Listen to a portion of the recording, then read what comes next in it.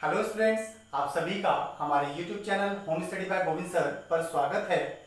हम maxima and minima chapter start कर चुके हैं और उसके बेसिक कॉन्सेप्ट को प्रीवियस लेक्चर में हमने देखा था। अगर किसी का प्रीवियस लेक्चर मिस हुआ है तो हम डिस्क्रिप्शन बॉक्स में प्रीवियस लेक्चर का लिंक दे देंगे, आप वहां से उसे देख सकते हैं। लास्ट टाइम हमने सिंगल ट्रिग्नोमेट्रिकल टर्म्स के लिए मिनिमम और मैक्सिमम वैल्यूज आइडेंटिफाई करने के कॉन्सेप्ट को देखा था। आज हम एक से ज्यादा ट्रिग्नोमेट्रिकल टर्म्स को एक साथ लेकर मिनिमम या मैक्सिमम वैल्यूज आइडेंटिफाई करने के रिगार्डिंग कॉन्सेप्ट्स को देखेंगे। अब लास्ट टाइम हमने एक बात और डिस्कस की थी कि हमारे most of the question sign cos के फॉर्मेट में ही बनते हैं मिनिमम मैक्सिमम के, क्योंकि साइन कॉस को छोड़कर बाकी सारे ट्रिग्नोमेट्रिकल टर्म्स के लिए मिनिमम वैल्यू माइनस इनफाइनाइट और मैक्सिमम वैल्यू प्लस इनफाइनाइट थी। ओके, तो ऐसे केस में साइन कॉस के रिगार्डिंग ही हमारे मोस्ट ऑफ द क्वेश्चंस बनते हैं। अब साइन कॉस के रिगार्डिंग जो भी क्वेश्चन हमारे बनेंगे उनके डिफरेंट फॉर्मेट्स हैं, उन फॉर्मेट्स को आपको याद रखना होगा। ओके, चलिए स्टार्ट करते हैं। अगर कभी साइन एंड कॉस ये दोनों वैल्यूज एक साथ दी जाती है मिनिमम या मैक्सिमम वैल्यू आइडेंटिफाई करने के लिए, तो पहली शर्त है कि इन दोनों के लिए एंगुलर वैल्यू वेरिएबल फॉर्मेट की होनी चाहिए और वो भी सेम होनी चाहिए। वेरिएबल फॉर्मेट का एंगल और वो भी सेम होना चाहिए। अगर दोनों ट्रिग्नोमेट्रिकल टर्म के एंगल की वैल्यू सेम नहीं है तो फिर हम ऐसे किसी क्वेश्चन को ट्रिग्नोमेट्री में सॉल्व नहीं कर पाएंगे। ये हम लास्ट टाइम भी डिस्कस कर चुके हैं। तो ऐसे में साइन कॉस दोनों के लिए angular value same and variable format का होना चाहिए। अब इन दोनों के रिगार्डिंग जो डिफरेंट कॉन्सेप्ट बनते हैं उसमें इन दोनों के बीच में रिलेशन के बेसिस पर क्वेश्चन पूछा जाएगा।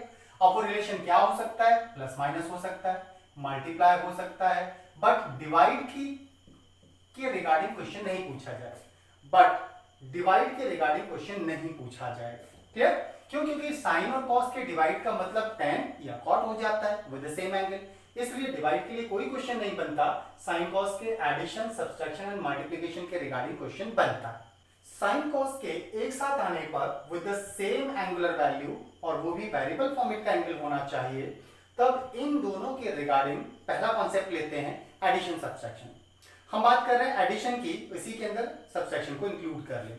अब अगर sine cos same angular value एक साथ दिया जाए विद डिफरेंट कोफिशिएंट, इनके अपने अपने कोफिशिएंट्स हों, अब प्लस में, हम माइनस की बात नहीं कर रहे। माइनस होने से क्या होगा? आपको यहां प्लस ही लाना होगा, माइनस साइन को कोफिशिएंट के साथ कंसीडर कर लीजिएगा।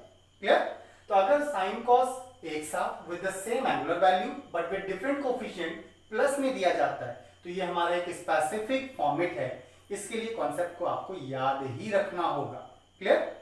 मैथ्स एक्चुअली ऐसा नहीं है कि मैथ्स केवल और केवल समझना है या सीखना है। मैथ्स में भी बहुत सारे कॉन्सेप्ट्स को याद रखा जाता है। तो मैथ्स के कॉन्सेप्ट्स को अगर आप याद रखते हैं तो क्वेश्चन सॉल्व करना आसान हो जाता है। ओके, तो ऐसे में अगर sine cos same angular value with different coefficient plus में कोई फंक्शन दिया गया और कहा गया इसकी मिनिमम या मैक्सिमम वैल्यू फाइंड आउट कीजिए फॉर मिनिमम और मैक्सिमम, जो भी वैल्यू आपसे आइडेंटिफाई करने के लिए कहा जा रहा है, इसके लिए सबसे पहले आपको एक वैल्यू कैलकुलेट करनी होती है और वो वैल्यू है साइन के कोफिशिएंट एंड कॉस के कोफिशिएंट के स्क्वायर्स के सम का अंडर रूट। आप सबसे पहले इस वैल्यू को कैलकुलेट कर लें। ओके, ये वैल्यू आपको बताएगी कि फंक्शन की मिनिमम या मैक्सिमम वैल्यू कैसे आइडेंटिफाई करनी। क्लियर? अगर आप फंक्शन की मिनिमम वैल्यू आइडेंटिफाई करने जा रहे हैं तो जो वैल्यू आपने कैलकुलेट की है under root a square plus b square, क्या है ये?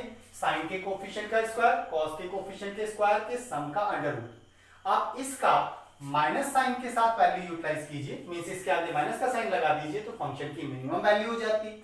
और इसी फंक्शन की अगर आपसे मैक्सिमम वैल्यू आइडेंटिफाई करने के लिए कहा जाता है तो मैक्सिमम निकालने के लिए जो वैल्यू आपने कैलकुलेट की है under root a square plus b square, इसके आगे प्लस का साइन रखिए। That means positive value maximum और नेगेटिव वैल्यू मिनिमम होती। क्लियर? तो ये हमारा पहला कॉन्सेप्ट था। चलिए इसके बेसिस पर एक एग्जांपल लेते हैं। हमारे पास एक फंक्शन है 12 sin 3 theta by 5 minus 5 cos 3 theta by 5 and plus 7। इस फंक्शन के लिए लेट मिनिमम वैल्यू आइडेंटिफाई करनी है या मैक्सिमम वैल्यू आइडेंटिफाई करनी है। अगर ऐसे किसी फंक्शन जिसमें साइन कॉस एक साथ दिए गए हों, इनके एंगुलर वैल्यू सेम हो, इनके अपने अपने कोफिशिएंट हों, बट कॉन्सेप्ट के अकॉर्डिंग हमें बीच में प्लस ही चाहिए, तो सबसे पहले बीच में प्लस लीजिए।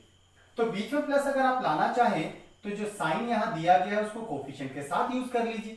सो हम इसे ऐसा लिख सकते हैं 3θ/5 प्लस 7 एंड 12 साइन 3θ/5। हमारे लिए फंक्शन ये होगी।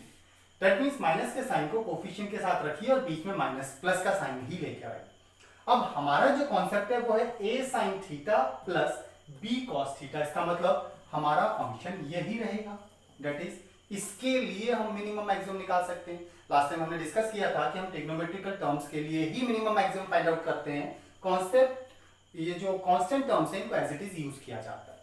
ऐसे केस में अगर इस फंक्शन की मिनिमम या मैक्सिमम वैल्यू आइडेंटिफाई करनी है तो फिर आपको सबसे पहले वैल्यू कैलकुलेट करनी होती है और वो है √a² प्लस b²।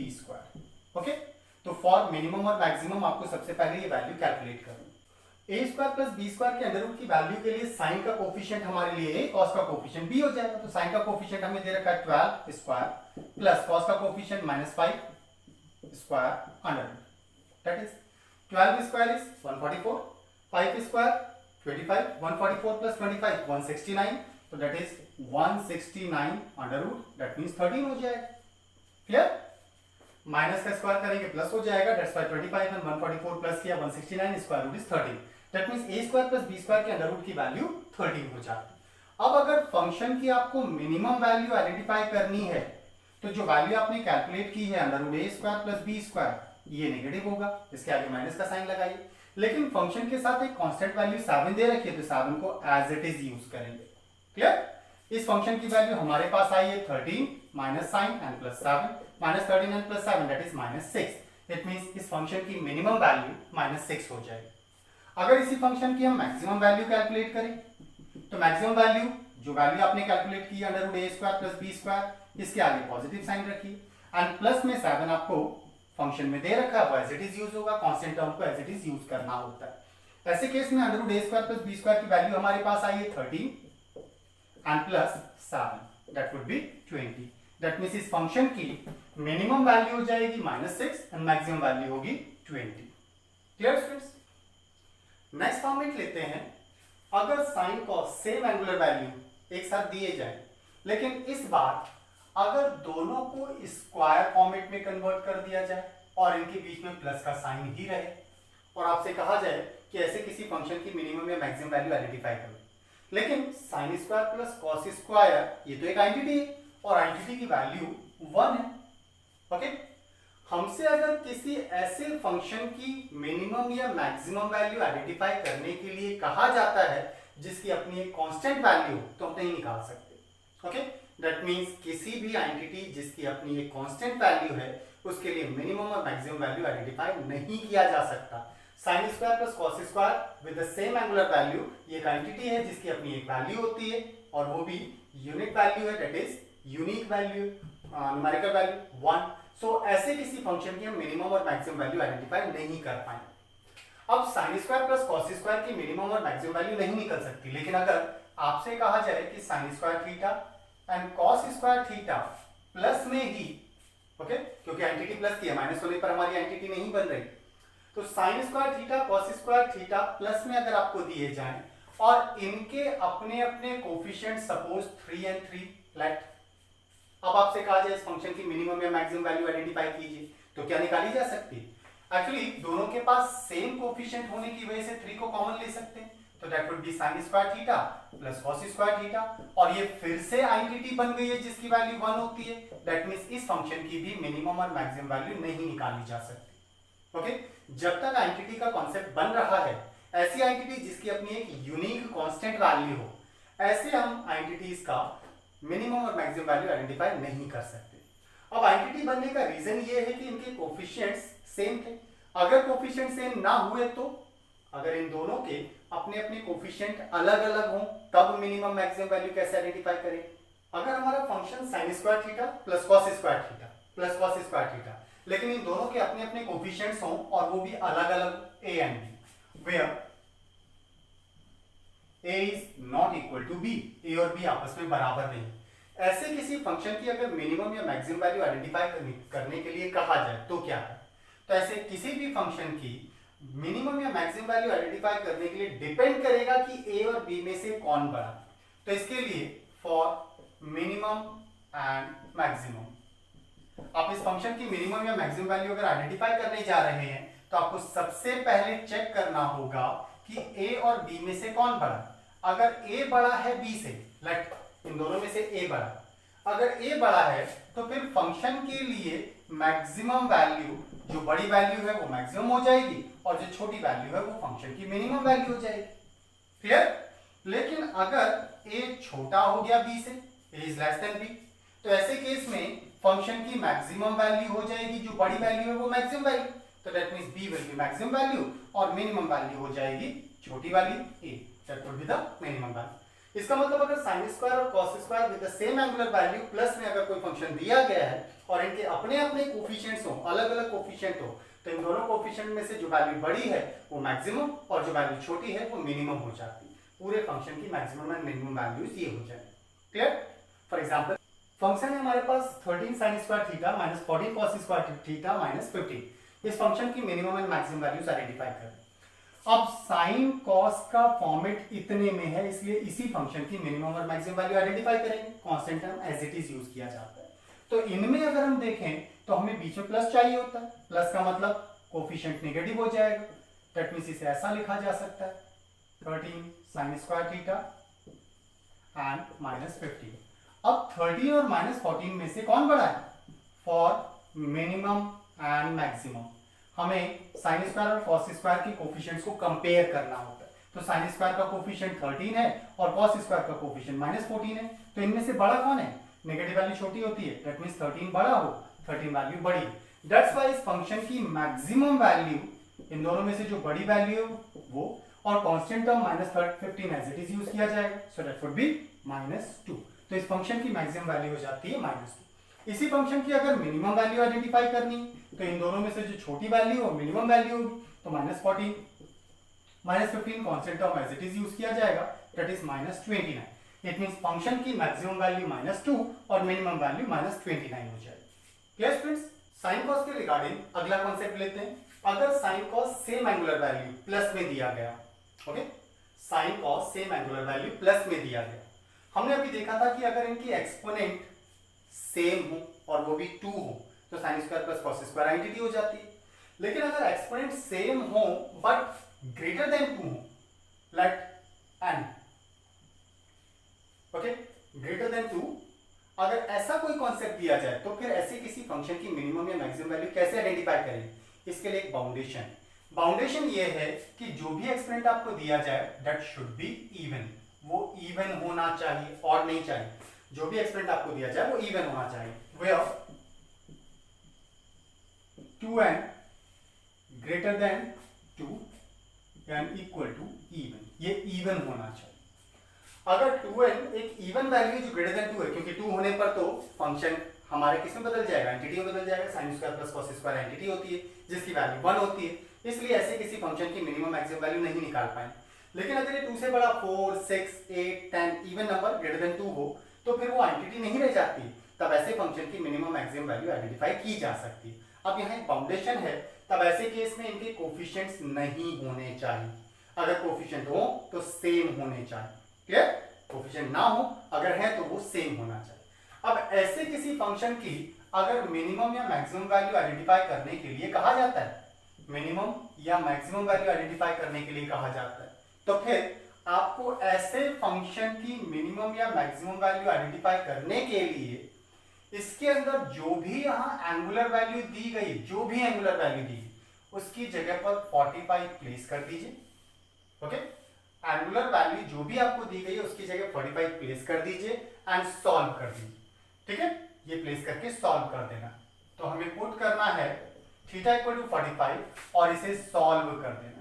तो सॉल्व करने पर जो भी सॉल्यूशन आएगा that would B the minimum value of the function. वो फंक्शन की मिनिमम वैल्यू सबसे छोटी वैल्यू हो जाए।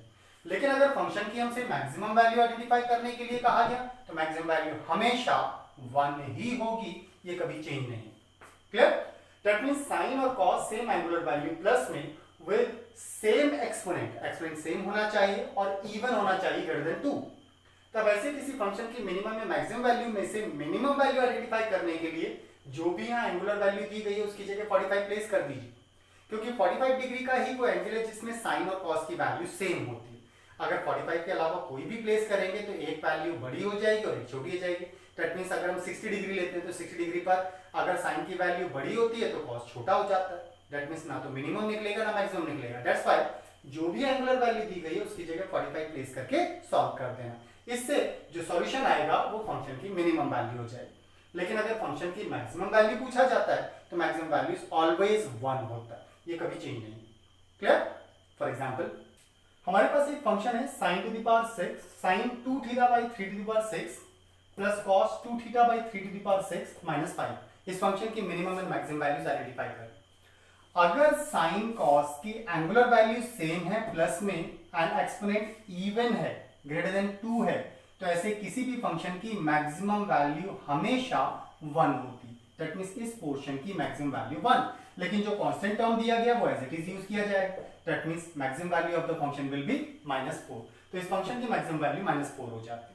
लेकिन अगर इस फंक्शन की मिनिमम वैल्यू आइडेंटिफाई करनी तो हमें थीटा इक्वल टू 45 प्लेस करना। थीटा मींस जो भी एंगुलर वैल्यू यहां लिखी है उसकी जगह 45 प्लेस करना।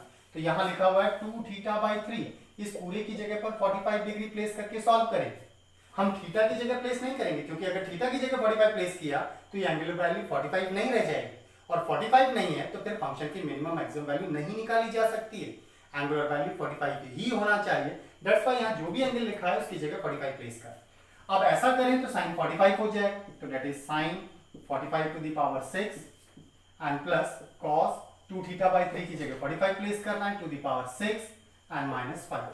ये फंक्शन की मिनिमम वैल्यू हो जाएगी। सिंपलीफाई करना जो भी आता है, sin 45 होता है 1/√2 टू द पावर 6, इसकी वैल्यू भी cos 45 1/√2 to the power 6 and -5। Simplify करना, 1/√2 का एक्सपोनेंट 6 है, सिंपलीफाई करेंगे तो that would be √2 means exponent 1/2, 6 से मल्टीप्लाई करेंगे 3 तो that is 1/8 plus 1/8 -5 that is 2/8 -5 1/4 4 5 20 -19/4।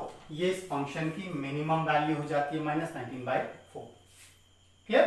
तो क्या करना है, जब भी साइन और cos same angular value plus में exponent greater than 2 but even अगर दिया गया तो ऐसे किसी भी फंक्शन की मैक्सिमम वैल्यू हमेशा 1 होगी।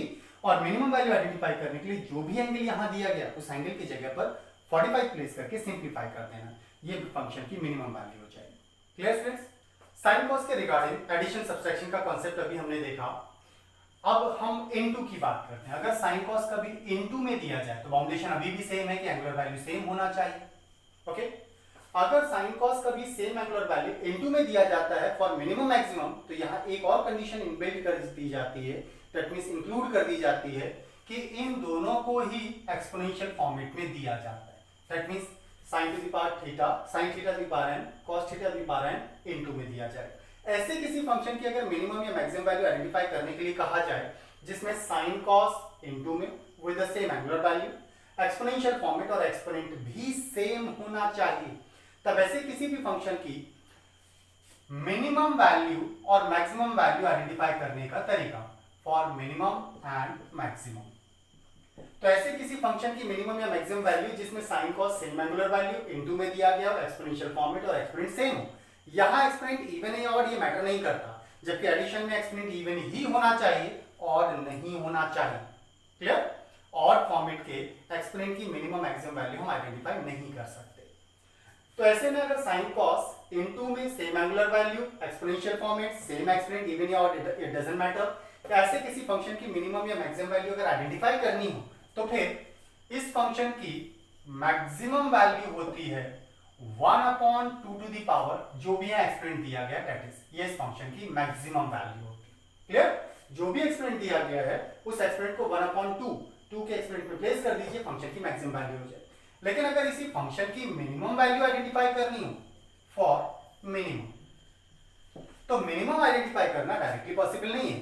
इसके लिए हमें जो भी एक्सपोनेंट दिया गया है n एक्सपोनेंट जो दिया गया इसे चेक करना होता है कि ये इवन है या ऑड है। हम ये चेक करते हैं।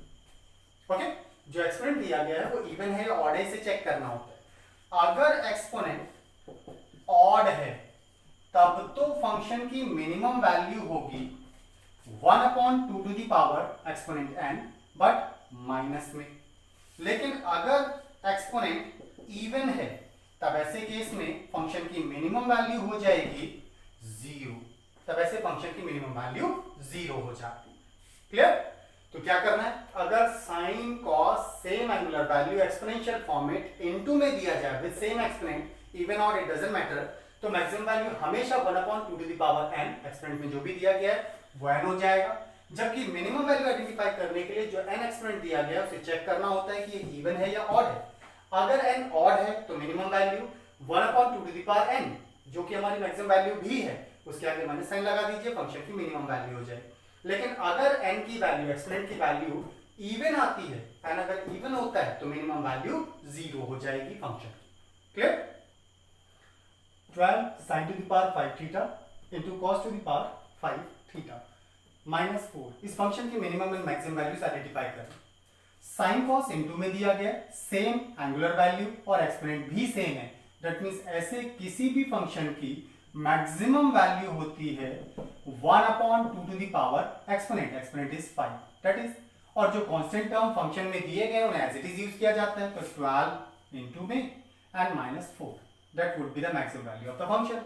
तो that is 12 into 1/2 to the power 5 कितना होता है, that is 32 minus 4, 4 3 and 4 8, that means 3/8 minus 4, ये फंक्शन की मैक्सिमम वैल्यू होगी। तो 8 4 जा 32 में से 3 माइनस किया, माइनस 29/8, ये फंक्शन की मैक्सिमम वैल्यू। क्लियर? लेकिन अगर फंक्शन की मिनिमम वैल्यू आइडेंटिफाई करनी हो फॉर मिनिमम वैल्यू, तो फिर हम एक्सपोनेंट n को चेक करते हैं, दैट इज 5 दे रखा है और 5 इवन है या ऑड है, दैट इज ऑड। अगर फंक्शन का एक्सपोनेंट ऑड दिया गया है, अगर फंक्शन का एक्सपोनेंट ऑड है तो मिनिमम वैल्यू जो भी आपको एक्सपोनेंट दिया गया उसे 1/2 टू द पावर n रखेंगे, बट नेगेटिव वैल्यू हो जाएगी। दैट्स व्हाई फंक्शन की मिनिमम वैल्यू हो जाएगी constant term 12 as it is into exponent दिया गया 5, तो 1/2 टू द पावर 5, बट क्योंकि मिनिमम निकाल रहे हैं तो माइनस एंड माइनस 4 फंक्शन में दिया हुआ, इसे सिंप्लीफाई करना है। So that is 12 into negative value 1/2 to the power 5 32 and minus 4, 4 3 जा 4 8, 3/8 minus 3/8 minus 4, सिंप्लीफाई करना है, 8 4 जा 32 and 35, तो minus 35/8, ये फंक्शन की मिनिमम वैल्यू हो जाती है। Clear friends? हमने साइन कॉस के regarding addition, subtraction, multiplication format में जितने भी मिनिमम मैक्सिमम के कॉन्सेप्ट्स हैं उनको देखा, और इतने ही कॉन्सेप्ट्स हैं, इनके अलावा किसी और फॉर्मेट का अगर मिनिमम मैक्सिमम का क्वेश्चन पूछा जाए तो हम उसकी मिनिमम मैक्सिमम वैल्यू नहीं निकाल सकते, इसलिए पूछा ही नहीं जाता। आज हमने एक से ज्यादा ट्रिग्नोमेट्रिकल टर्म एक साथ होने पर कुछ specific concept for minimum maximum देखे। अभी हमारे कुछ स्पेसिफिक कॉन्सेप्ट और बचे हैं, 2 स्पेसिफिक कॉन्सेप्ट हमने रखे हैं। आप पहले इन स्पेसिफिक कॉन्सेप्ट की अच्छे से प्रैक्टिस कर लीजिए, क्योंकि बाकी के दोनों स्पेसिफिक कॉन्सेप्ट बहुत स्पेसिफिक हैं, इनके कॉन्सेप्ट अलग तरीके के हैं, उनको हम नेक्स्ट वीडियो लेक्चर में आपके सामने इंट्रोड्यूस करेंगे। तो आज के लिए वीडियो को यहीं पर वाइंड अप करते हैं। अगर आपको हमारे पढ़ाने का मेथड पसंद आया हो, हमारे वीडियो लेक्चर अच्छे लगते हो, तो प्लीज हमारे चैनल को सब्सक्राइब, लाइक एंड शेयर जरूर कीजिएगा। Thank you for today. Thank you students.